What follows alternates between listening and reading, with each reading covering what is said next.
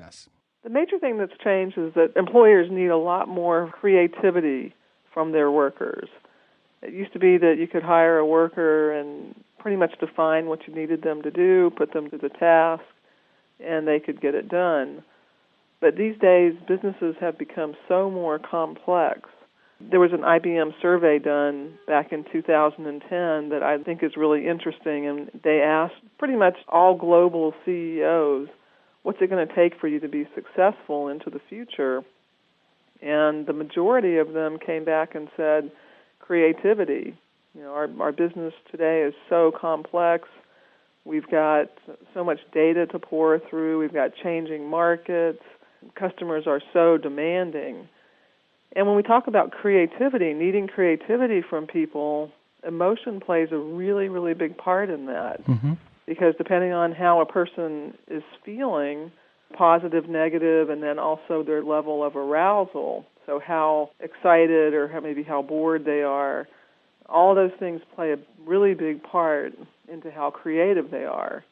So there's a particular optimal emotional disposition or optimal emotional state that a person really should be in if they're going to be at their very most creative. Jackie, I have a question.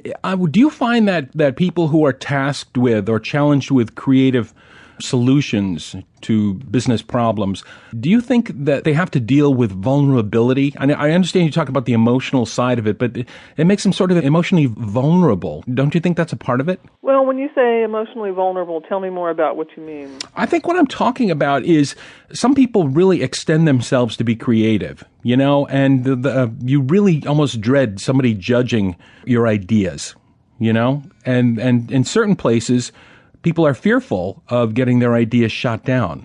Yeah, that's true. That's true. And actually, fear is a big problem because anytime you're in a state of fear or any sort of negativity, which you could argue that all negativity comes from fear, mm-hmm. you're not your most creative. Mm-hmm. But the interesting thing about that, though, is that doesn't mean that you shouldn't allow negativity or fear to be expressed in an environment. And it's actually quite the opposite, because if you have a situation where people are feeling negative about something, then the best way for them to get through it and to get back to a more optimal state is to actually express it.